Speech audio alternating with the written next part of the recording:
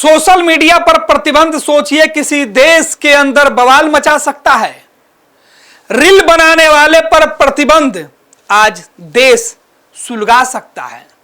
किसी ने सोचा नहीं था, लेकिन यह सब हो रहा है। यह हो रहा है आपके पड़ोसी मुल्क नेपाल में।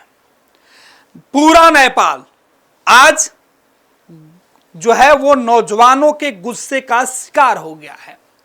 नौजवान सड़क से लेकर संसद में घुस चुके हैं। प्रधानमंत्री राष्ट्रपति आवास की सुरक्षा बढ़ाई गई है। नौजवानों का गुस्सा शांत नहीं हो रहा है। यह चेतावनी है। आज जो नेपाल में हो रहा है, यह दुनिया को देखना होगा और दुनिया को समझना होगा कि आखिर ऐसी नौबत क्यों आ गई। सोशल मीडिया प्लेटफॉर्म पर प्रतिबंध क्या सरकार को इतनी भारी पड़ जाएगी कि अपनी सरकार गंवानी पड़ जाए, सरकार के अंदर अस्थिरता उत्पन्न हो जाए, सरकार के अंदर हालात ऐसे बेकाबू हो जाए, सुरक्षा कर्मियों का भय आम लोगों के जेहन से उतर जाए। ये तमाम चीज नेपाल में हो रहा है। वैसे तो नेपाल कई त्रासदियों का गवाह है। पिछले कई सालों से नेपाल के अंदर गाहे बिगाहे हर वक्त आंदोलन की आंच सुलगती रहती है। फिर से राजतंत्र की मांग पर पहले से ही नेपाल जूझ रहा था अपने अंदर, अपने लोगों के सवालों का जवाब नहीं दे रहा था। सोशल मीडिया पर लगातार सवाल पूछे जा रहे थे और इन्हीं सवालों से घबराई ओली सरकार ने एक फैसला लिया। यह नेपाल के नागरिकों का मानना है कि ओली सरकार वर्तमान के हालातों पर, देश की बिगड़ती व्यवस्था पर जवाब देने के बजाय नौजवानों की आवाज को दबाने का ही फैसला ले ली। नेपाल सरकार ने 26 सोशल मीडिया प्लेटफॉर्म पर बैन लगा दिया, प्रतिबंध लगा दिया। और यह बैन यह कहकर लगाया गया कि इनको नेपाल के अंदर किसी भी तरह के कानूनी अधिकार नहीं है, मान्यता नहीं है, रजिस्ट्रेशन नहीं है इनका। ये गैर कानूनी जो प्लेटफॉर्म है जिस पर सरकार के खिलाफ, वहां के लोगों के खिलाफ गलत चीजें बताई जा रही है, बांटी जा रही है, पहुंचाई जा रही है। इससे सरकार को लगा कि यह सही नहीं है। लेकिन सरकार के इस फैसले ने नेपाल को सुलगा के रख दिया है। यह तस्वीर आप देख लीजिए। यह तस्वीर पुलिस ब्रैकेटिंग में हजारों लाखों लोग सड़कों पर उतर के पुलिस के सामने चुनौती बनकर खड़े हैं। गृह युद्ध नेपाल के अंदर, काठमांडू के अंदर छिड़ा हुआ है। अब सोचने वाली बात है कि आखिर ऐसी क्या नौबत आ गई कि YouTube, Facebook, Instagram, x, reels बनाने वाले, जिन हाथों में मोबाइल फोन हुआ करता था, उन नाजुक कलाइयों में अब सरकार से भिड़ने की ताकत आ गई है। जो अपना वक्त अभिव्यक्ति की आजादी के मुद्दे पर जाया करते थे, देश और दुनिया के तमाम हालातों पर चर्चा किया करते थे, वो अपने ही सरकार, अपने ही देश, अपने ही लोगों के बीच आज इस कदर उग्र हो गए हैं कि नेपाल में कर्फ्यू लगाना पड़ा है। कर्फ्यू लग गया है। आग के गोले बरस रहे हैं, आंसू गैस के गोले दागे जा रहे हैं अपने ही देशवासियों पर। सेना और नेपाल पुलिस को कंट्रोल करने में पसीने छूट रहे हैं, अपने ही लोगों को उन्हें ही काबू नहीं कर पा रहे हैं। हालात सोचिए नेपाल का किस कदर होते जा रहा है। अगर यही स्थिति रही तो नेपाल एक बार फिर से एक और इतिहास लिखने जा रहा है, जो नेपाल के इतिहास पर स्वर्ण अक्षरों में नहीं, काले अक्षरों में लिखा जाएगा। यह पूरा माजरा, यह पिछले कुछ दिनों की शुरुआत और आज उसका अंजाम। यह 1995 के बाद से जन्म लेने वाले ऐसे नौजवानों का एक ऐसा युद्ध छिड़ गया है जिसकी ना तारीफ होनी चाहिए और ना ही इस पर प्रतिबंध लगना चाहिए। यह इनका मानना है। ओली सरकार का सीधे तौर पे कहना है कि जिस तरीके के हालात केपी ओली सरकार, जो नेपाल की सरकार है, उनका सीधे तौर पे मानना है कि यह गैर कानूनी था और इससे युवाओं के बीच गलत भ्रांतियां फैलाई जा रही थी, सरकार को लेकर गलत चीजें बांटी जा रही थी।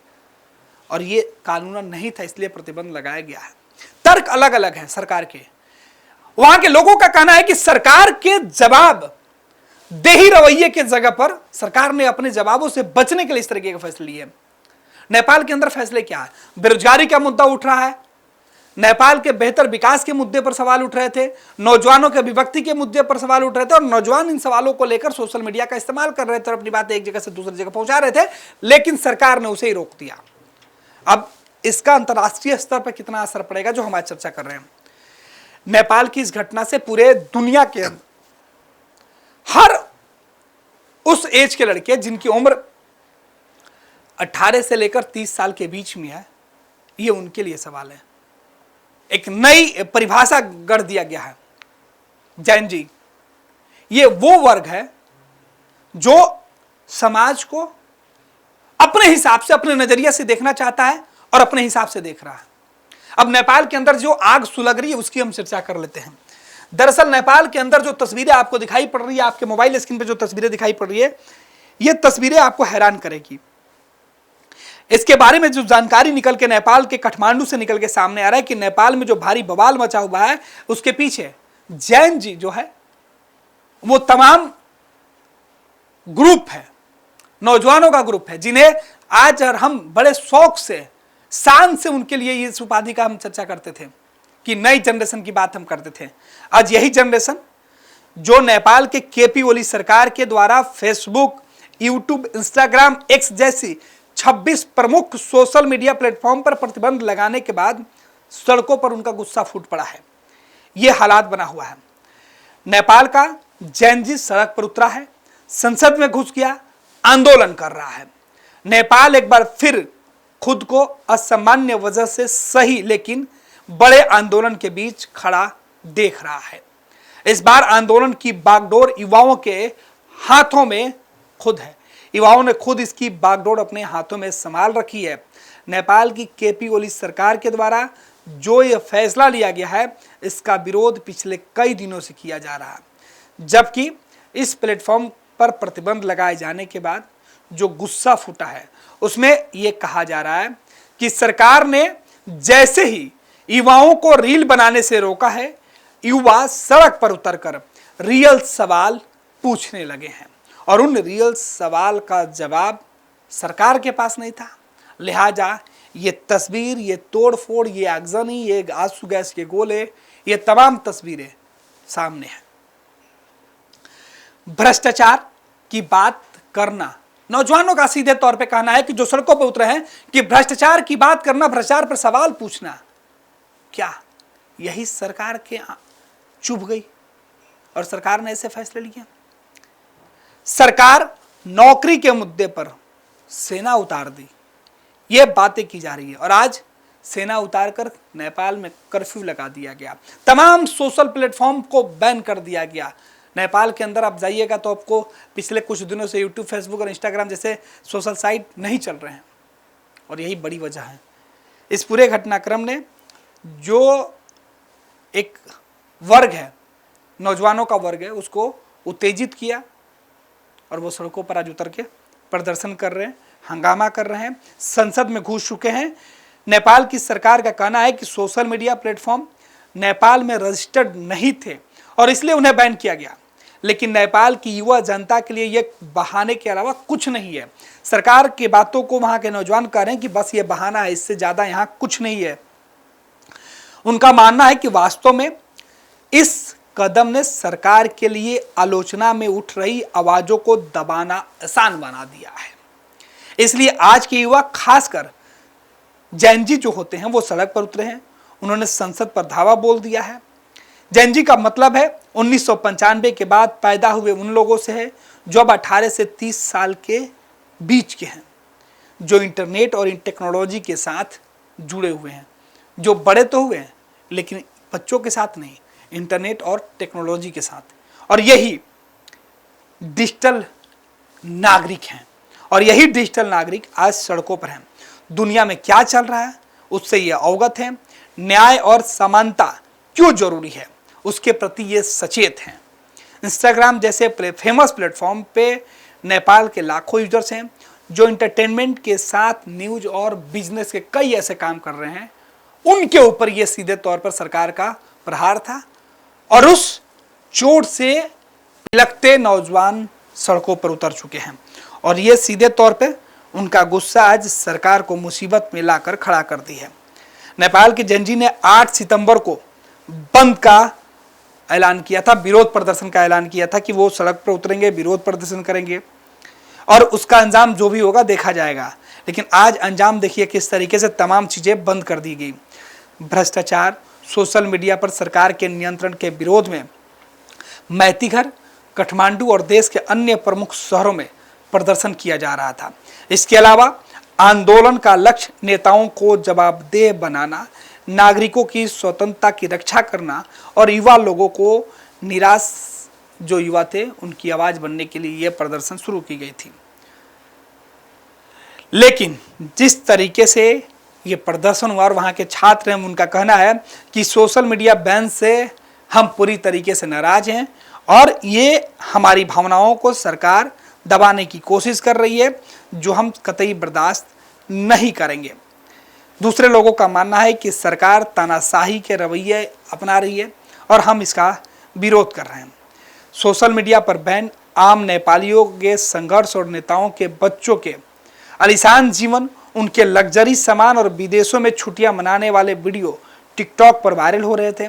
नेपाल में टिकटॉक अभी भी चल रहा है और इसी तरीके से जो दूसरे लोग थे वो प्रभावित हो रहे थे। लेकिन प्रदर्शनकारी दूसरी तरह से कह रहे हैं कि यह आंदोलन केवल और केवल भ्रष्टाचार के खिलाफ है। विदेशों में आंदोलन हुए और उन्हें सरकार को डर लगने लगा कि ऐसा भी कहीं ना हो जाए जिसका खमियाजा नेपाल की सरकार को भुगतना पड़ सकता है। लिहाजा नेपाल सरकार अपनी नाकामियों को, अपनी गलतियों को छुपाने के लिए उन ऐप को ही बंद कर दिया गया, उन प्लेटफॉर्म को ही बंद कर दिया जिसके माध्यम से विरोध के स्वर तेज हो रहे थे। सरकार की तरफ से कहा गया है कि वो किसी भी व्यक्ति के विचार अभिव्यक्ति की स्वतंत्रता का वो सम्मान करती है, उनके संरक्षण और निर्विरोध उपयोग के लिए वो वातावरण बनाने के लिए प्रतिबद्ध है। लेकिन उसके साथ ही उन्होंने कहा कि देश पहले है और देश के साथ समझौता नहीं किया जा सकता। केपी ओली सरकार का सीधे तौर पर मानना है कि ये सोशल मीडिया प्लेटफॉर्म देश के हित में नहीं थे, वो देश को नुकसान पहुंचा रहे थे और देश की सुरक्षा, देश के हित में यह फैसला लिया गया है।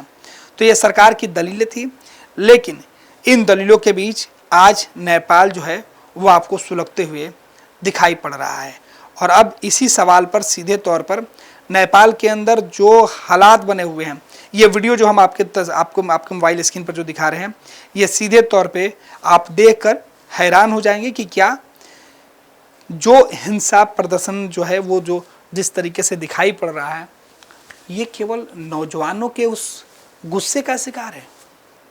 क्या नेपाल एक बार फिर से और बड़ी त्रासदी से गुजरने वाला है, या ये नेपाल के अंदर के फैसले दुनिया के सामने कोई नई संकट खड़ा कर सकता है? क्योंकि कई राज्यों ने, कई देशों ने, कई अलग अलग प्रतिनिधियों ने हर वक्त ये सवाल उठाया कि जो चीज उनके मन मुताबिक नहीं हो उसे बैन कर दिया जाए। भारत सरकार ने भी कई सोशल मीडिया प्लेटफॉर्म को बंद किया, कई ऐसे ऐप को बंद किया। नेपाल सरकार ने भी बंद किया है, बैन किया है। लेकिन क्या सरकार के इस फैसले के खिलाफ अगर इस तरीके से फैसले लिए जाएंगे तो दुनिया के सामने मैसेज क्या जाएगा? जो उसका इस्तेमाल करते हैं और वो वर्ग नाराज हो जाएगा तो क्या ऐसे सड़कों पर उतर जाएगा तो उसे जायज ठहराया जा सकता है? यह कतई जायज तो नहीं है कि आप देश हित में देश का नुकसान करें, और जायज ये भी नहीं है कि सरकार वहां के लोगों की आवाजों को इस तरीके से कुचल दे। अब देखना है कि नेपाल के फैसले, नेपाल के अंदर जो हिंसा हो रहा है, उस हिंसा में शिकार लोग कोई बाहर वाले नहीं होंगे, नेपाल के ही रहने वाले होंगे। सरकार भी नेपाल की, नौजवान भी वहीं के हैं। दोनों तरफ से जो हिंसा है वो किस मोड़ पे आती है? फिलहाल इस घटना ने पूरे दुनिया को एक सीख देने की कोशिश की है कि अगर हम आधुनिकता के युग में आगे बढ़ेंगे तो पीछे बहुत कुछ छोड़ते हुए जा रहे हैं, जिस पर हमें नियंत्रण रखने की जरूरत है। पनोरमा ग्रुप, जो सोचता है वो करता है। आपके अपने सपनों का आशियाना। ये लो, मुंह मीठा करो। आज मैंने अपना जॉब छोड़ दिया। अब हम पूर्णिया वापस जाएंगे। जॉब छोड़ दिया है? मतलब ये घर कैसे चलेगा? हम करेंगे क्या? और माँ बाबूजी क्या बोलेंगे? इसलिए मैं एक और मिठाई का डब्बा लाया। अपने बिजनेस के लिए लोन अप्रूव हो गया। अरे लोन अप्रूव हो गया वो तो ठीक है, लेकिन पूर्णिया में हम रहेंगे कहाँ? अपना घर भी तो नहीं है वहां। इसलिए तो एक और मिठाई का डब्बा अलग से लाया हूं। हमने पूर्णिया में घर ले लिया है, पूर्णिया के ई होम्स पैनोरमा में। पूर्णिया में पैनोरमा ग्रुप लेकर आए हैं ई होम्स पैनोरमा। बड़ा घर, आलीशान जिंदगी और अत्याधुनिक सुविधाओं के संग। अरे अरे, अब क्यों मुंह मीठा करवा रही हो? क्योंकि हम घर वापसी जो कर रहे हैं। घर वापसी की खुशी पूर्णिया में ई होम्स पैनोरमा के संग। ई Homes Panorama, luxurious lifestyle redefined.